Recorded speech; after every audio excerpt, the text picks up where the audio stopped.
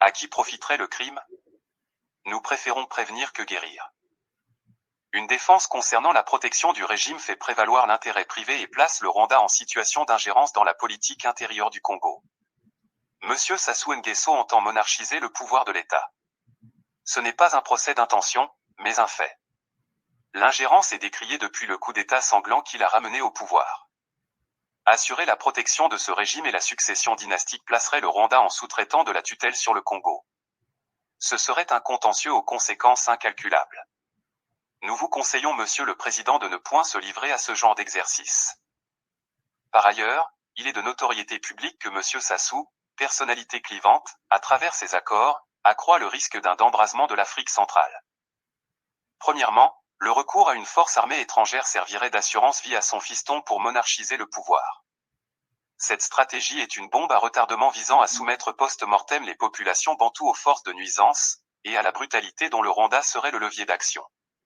Cette vision, l'homme politique Kagame doit le comprendre.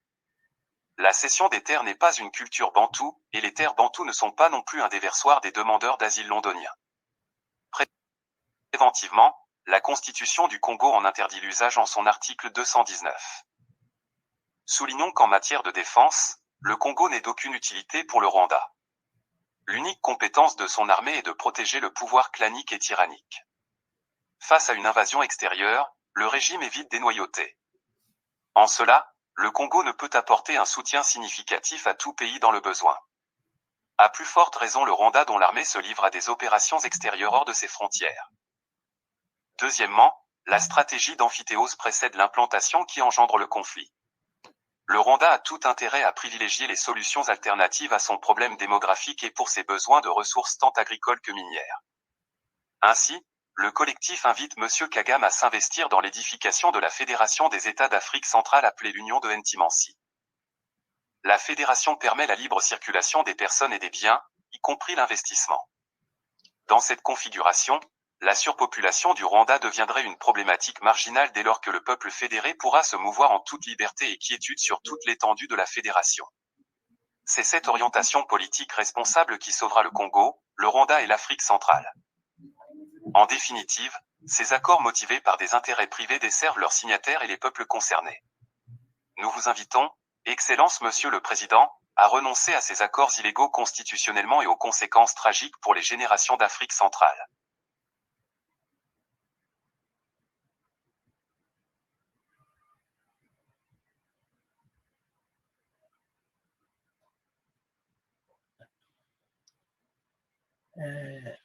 Est-ce que des gens qui œuvrent hors des normes constitutionnelles, est-ce que on peut être d'accord que nos terres soient vendues? Mais je crois que ce courrier-là est très explicite. Il démontre les inconvénients et fait des propositions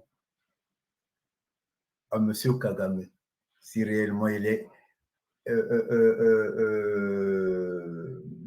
animé d'un esprit constructif. Mais d'autre part, nous avons au Congo des Congolais qui ne peuvent pas suivre parce qu'ils ne connaissent pas l'histoire du Congo. Voilà un autre problème. Les Congolais qui parlent aujourd'hui, l'histoire qu'ils connaissent, c'est l'arrivée de Marien Ngouabi en 1969. C'est le Congo.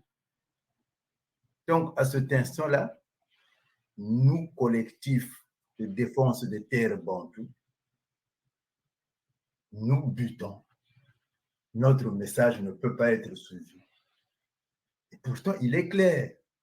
On fait même une proposition à M. Kagame. Mais ce courrier-là, nous avons été obligés de le rendre public parce qu'ils n'ont même pas daigné nous recevoir. Les films sont là, les policiers, la ceinture qu'ils avaient mis, Mais étant au Congo, nakala kuna mkweba turila nkanda vidéo yaba mona nkanda waba baka. Monsieur Kagame ne pourra pas dire qu'il n'a jamais reçu ce courrier-là. Faux. Donc, le problème congolais est que c'est plutôt un problème des peuplades. Regardez le nord du pays. Au nord du pays, ils sont même incapables d'honorer leurs ancêtres politiques. Je vais citer un qui est très célèbre, c'est Jacques Opango. Il est mort dans toute la misère. On n'en parle pas. Ngouabi, je ne veux pas le mettre dans le cadre d'un ancêtre. Il y a beaucoup à dire sur lui. Mais regardez comment il est traité avec ses fidèles continuateurs. Et quand on dit asseyons-nous pour que nous discutions, pour que nous voyions comment là, qu'est-ce qui ne va pas. Non, non, non, tout marche bien. Oh, mais oh, rien ne va se passer. Mais moi, je dis, le jour que nous aurons des armes comme eux, des lâches comme ça. On ne s'attaque jamais à des gens qui n'ont pas d'armes. Jamais. Faisons comme Amilcar Cabral avait fait. Distribuons les armes à la population. Et puis on va se battre.